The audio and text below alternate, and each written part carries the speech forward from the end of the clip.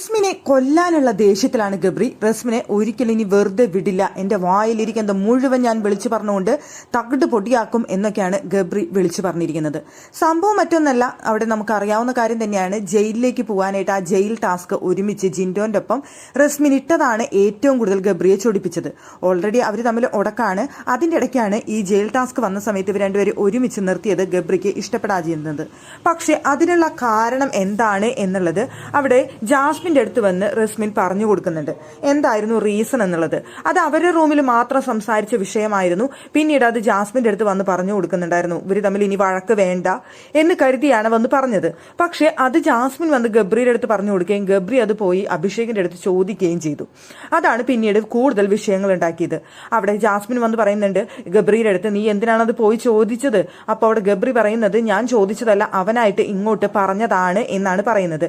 പക്ഷെ അതിന് തൊട്ട് മുൻപ് ഗബ്രി വന്നിട്ട് ഞാൻ ചോദിച്ചു, ഞാൻ അവന്റെ അടുത്ത് പറഞ്ഞു എന്നാണ് ഗബ്രി പറഞ്ഞതെന്ന് അവിടെ ജാസ്മിൻ പറയുന്നുണ്ട്. അപ്പൊ നീ എന്റെ അടുത്ത് പറഞ്ഞത് നുണയല്ലേ എന്ന് ജാസ്മിൻ ഗബ്രിയുടെ അടുത്ത് ചോദിക്കുന്ന സമയത്ത് ഗബ്രി, നീ എന്നെ നുണയ എന്ന് വിളിച്ചു അല്ലേ എന്ന് ചോദിച്ചുകൊണ്ട് രണ്ടുപേരും തമ്മിൽ പൊരിഞ്ഞ വഴക്കാവുന്നുണ്ട്, ജാസ്മിനും ഗബ്രിയും തമ്മിൽ.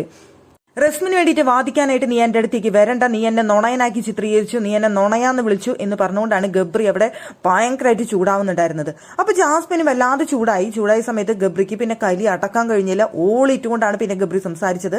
വീട്ടിലുള്ള എല്ലാവരും കേൾക്കാനാണ് നിന്റെ ഈ സംസാരമെങ്കിൽ ഞാനും ഉറക്കെ സംസാരിച്ച് കാണിച്ചു തരാം എന്ന് പറഞ്ഞുകൊണ്ട് ഗബ്രി ഭയങ്കരമായിട്ട് ലഹള വെക്കുന്നുണ്ടായിരുന്നു. അപ്പോഴേക്കും ജാസ്മിൻ പിന്നെ കൂളായിട്ട് കാര്യം പറയാനായിട്ട് ശ്രമിക്കുന്നുണ്ടായിരുന്നു. ഞാൻ നിന്നെ നുണയൻ എന്ന് വിളിച്ചതല്ല, അവള് വന്ന് പറഞ്ഞു തന്ന കാര്യം ഞാനാണ് നിന്റെ അടുത്ത് വന്ന് പറഞ്ഞത്, എന്നിട്ട് പിന്നെ നീ അത് പോയി ചോദിച്ചു കഴിഞ്ഞാൽ അവളല്ലേ ഇപ്പൊ മോശക്കാരി ആയത് എന്ന് പറഞ്ഞപ്പോ അവിടെ വീണ്ടും റസ്മിന്റെ അടുത്ത് കൂടുതൽ ദേഷ്യം വരാണ് ഗബ്രിക്ക്. അവളെ ഞാൻ ഇന്നെന്ന് പറഞ്ഞുകൊണ്ട് ഗബ്രി അവിടെ നിന്ന് എഴുന്നേറ്റ്, അവളെ ഞാൻ തീർക്കും, അവളെ ഞാൻ ഇനി വെച്ചേക്കില്ല എന്നുള്ള രീതിയിൽ അവന്റെ വായിലിരിക്കുന്ന മുഴുവൻ ഞാൻ പറഞ്ഞ് ഇതാക്കും, നാണം കെടുത്തും എന്നൊക്കെ പറഞ്ഞുകൊണ്ട് ഗബ്രി എഴുന്നേറ്റ് വരുമ്പോൾ ഗബ്രിയുടെ കാല് പിടിച്ച് ജാസ്മിൻ പറയുന്നുണ്ട്, അവളല്ല നീ അവളെ മെക്കിട്ട് കയറല്ലേ എന്ന് പറഞ്ഞുകൊണ്ട് അവിടെ ജാസ്മിൻ കെഞ്ചുന്നുണ്ടായിരുന്നു ഗബ്രിയുടെ അടുത്ത്. എന്തായാലും റസ്മിനെ കൊല്ലാനുള്ള ദേഷ്യത്തിലാണ് അവിടെ ഗബ്രി നടക്കുന്നത്.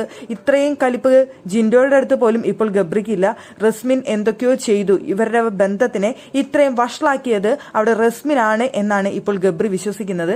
അതുകൊണ്ട് തന്നെ റസ്മിൻ എന്ത് ചെയ്താലും ഇപ്പോൾ ഗബ്രിക്ക് ഒരു രക്ഷയില്ലാത്ത അവസ്ഥയാണ്. എന്താ പറയാ, ഏതാണ്ട് റസ്മിനെ അരച്ച് കലക്കി കുടിക്കാനുള്ള ദേഷ്യത്തിലാണ് ഇപ്പോൾ ഗബ്രി നടക്കുന്നത്.